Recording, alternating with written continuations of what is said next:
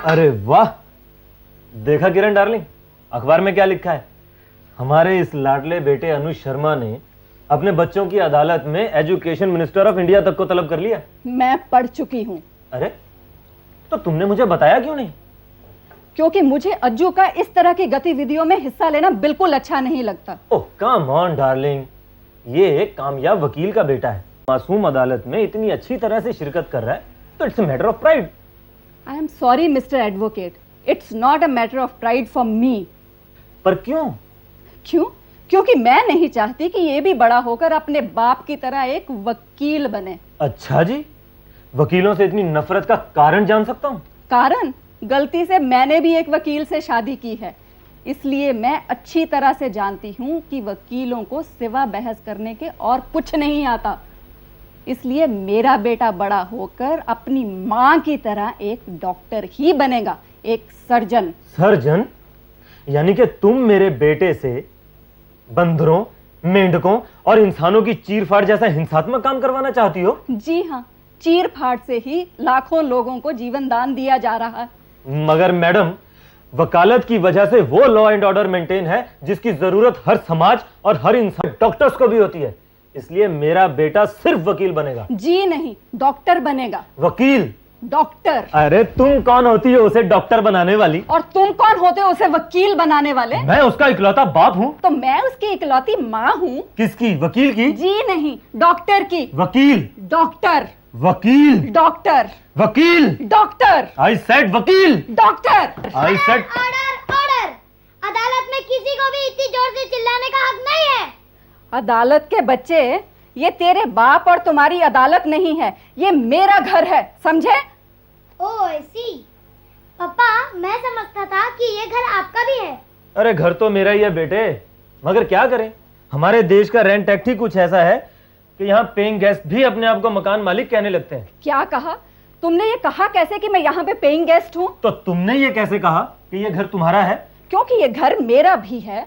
मेरा भी है और मेरा है, इन दोनों स्टेटमेंट्स में बहुत फर्क है। क्यों माय लॉर्ड? यस, अदालत में ऐसी स्टेटमेंट को गलत समझा जाता है, इसलिए मम्मी आप ऐसे नहीं कह सकते कि ये मेरा घर है, मेरा घर है। वो तो यूं ही मेरी जबान फिसल गई थी। जबान फिसल गई थी? तो मेरी भी जबान फिसल गई थी। इनकी भी जबान फिसल गई थी। अब दोनों पार्टियों में कॉम्प्रोमाइज हो गया है, इसलिए केस खत्म। Thank you my Lord. That's all right, that's all right. पापा, मैं आप दोनों से एक बात पूछना चाहता हूँ। बड़ा होके मैं क्या बनने वाला हूँ क्या नहीं, ये मेरे हाथ में है। आप लोगों को मेरे जवानी का कोई हक नहीं। अबे ओ नौजवान, तुम्हारे बचपन पर हमारा पूरा हक है। अब ये अदालत वदालत के चक्कर छोड़ और पढ़ाई की तरफ ध्यान दे। पर मम्मा, पढ़ाई में तो मैं हमेशा फर्स्ट आता हूँ। यस, इसीलिए इस अदालत से किसी को कोई एतराज नहीं होना चाहिए। क्यों डार्लिंग? जो जी में आए करो, जैसा बाप वैसा बेटा। अब आई ना रास्ते पे। क्या कहा? जबान फिसल गई थी डार्लिंग, जबान फिसल गई थी। I am proud of you my son कि तुम लोगों ने एजुकेशन मिनिस्टर ऑफ इंडिया को अदालत में तलब किया है।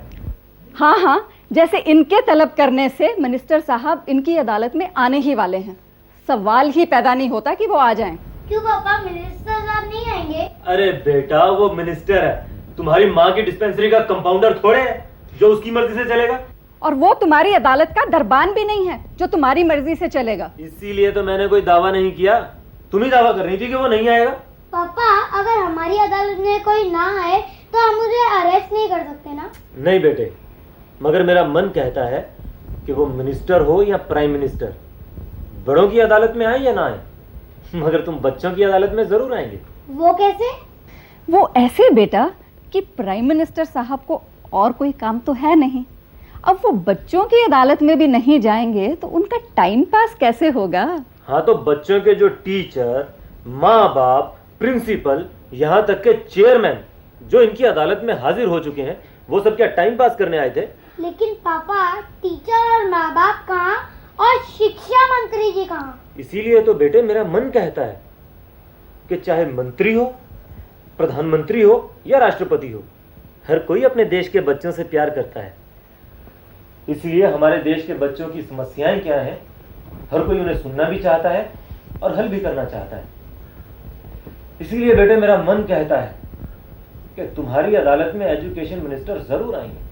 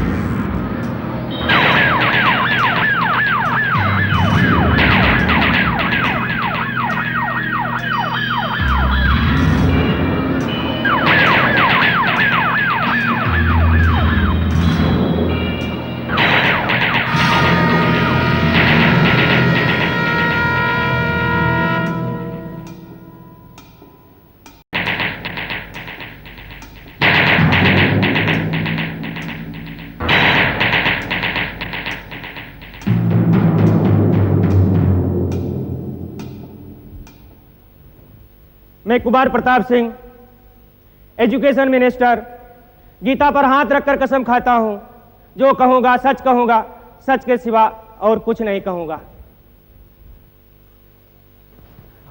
हाँ तो मिस्टर सिंह, सबसे पहले मैं इस बच्चों की अदालत की तरफ से आपका शुक्रिया अदा करना चाहता हूँ, क्योंकि आपने अपना कीमती वक्त हमें दिया।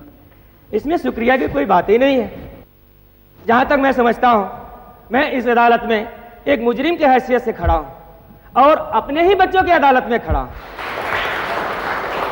कितने दुख और अफसोस की बात है जज साहब कि जो मिनिस्टर हमें अपने बच्चों की तरह समझते हैं, आज हम बच्चों ने उन्हें अदालत के कटघरे में खड़ा कर दिया, सिर्फ इसलिए कि वो हमारे बेतुके और बेईमानी सवालों के जवाब दे सके।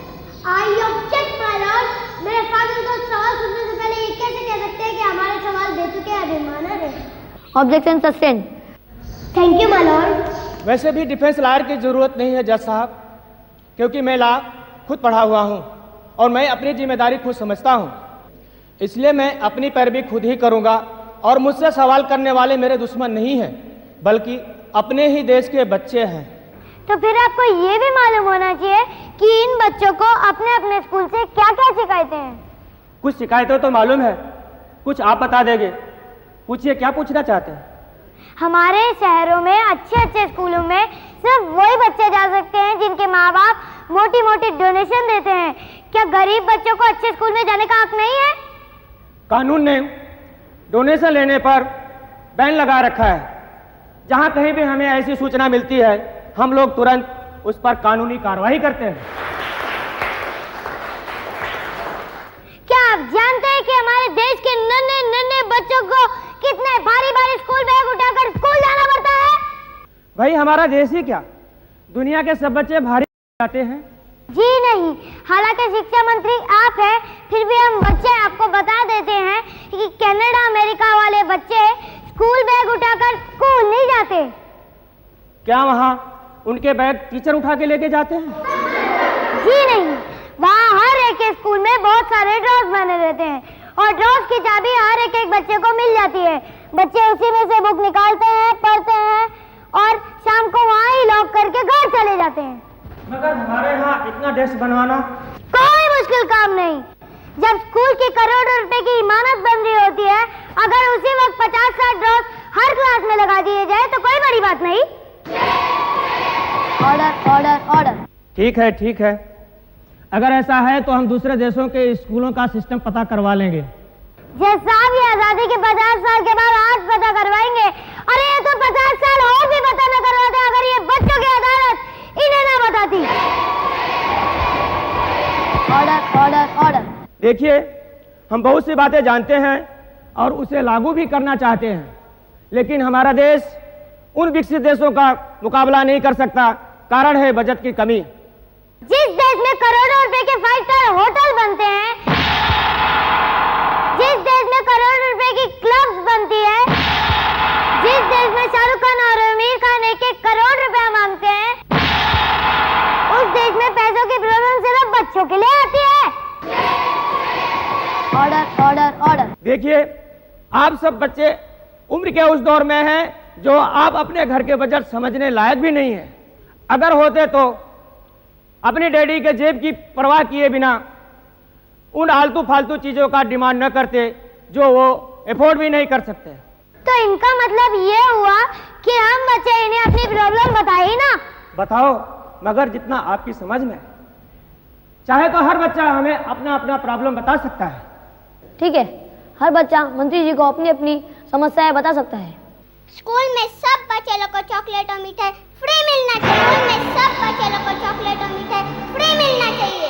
हफ्ते में सैटरडे और संडे के अलावा और 2 दिन छुट्टी मिलनी चाहिए। हफ्ते में सैटरडे और संडे के अलावा और 2 दिन छुट्टी मिलनी चाहिए।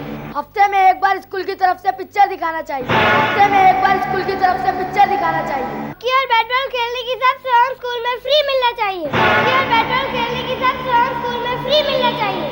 ठंडे पानी के लिए हर एक क्लास में एक फ्रिज होना चाहिए। ठंडे पानी के लिए हर एक क्लास में एक फ्रिज होना चाहिए। स्कूल में फैंस हमेशा खराब रहे तो हर क्लास में एसी लगना चाहिए। फैंस हमेशा खराब रहे तो हर क्लास में एसी लगना चाहिए। हर एक क्लास में टीवी होना चाहिए ताकि हम मैच देख सकें। हर एक क्लास में टीवी होना चाहिए ताकि हम मैच देख सकें। बारिशों में स्कूल की छत से पानी टपकता है, इसके लिए छत की वेल्डिंग होनी चाहिए। बारिशों में स्कूल की छत से पानी टपकता है, इसके लिए छत की वेल्डिंग होनी चाहिए।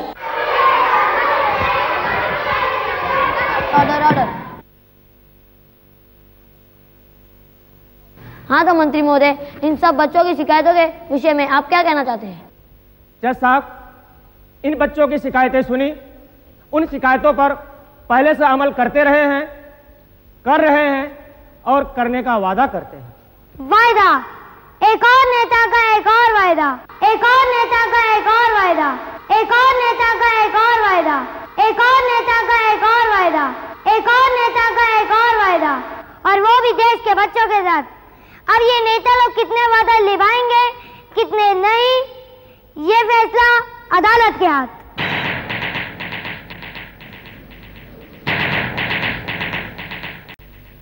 अदालत ने दोनों पक्षों की दलीलों को सुना। जिन बच्चों ने शिकायतें की है वही इस देश की जनता के ही है। जिन पेरेंट्स ने आश्वासन दिए हैं या जिन नेता ने वादे किए हैं वह नेता भी इसी जनता के ही है। इसलिए इस तरह के वादे का क्या असर होता है, इस बात का फैसला भी हम जनता पर यानी कि आप पर छोड़ते हैं। बिना शक हम जनता के ही नेता हैं, मगर आज पहली बार यहाँ आने पर महसूस हुआ है कि मैं जिस जनता का नेता हूँ वहाँ पर हमारे बच्चे भी शामिल हैं। हम बहुत जल्द ये बातें प्रधानमंत्री तक ही नहीं बल्कि राष्ट्रपति जी तक भी पहुँचाऊँगा, ये हमारा वादा है। क्या हमें अब आज्ञा है? बस थोड़ी देर और मंत्री महोदय। क्या और कुछ पूछना है? ज्यादा नहीं पूछना, बस यही पूछना है कि आज दिन कौन सा है? दिन? मंगलवार। मंगलवार। तारीख? तारीख 26। 26। और महीना? जनवरी। 26 जनवरी। 26 जनवरी।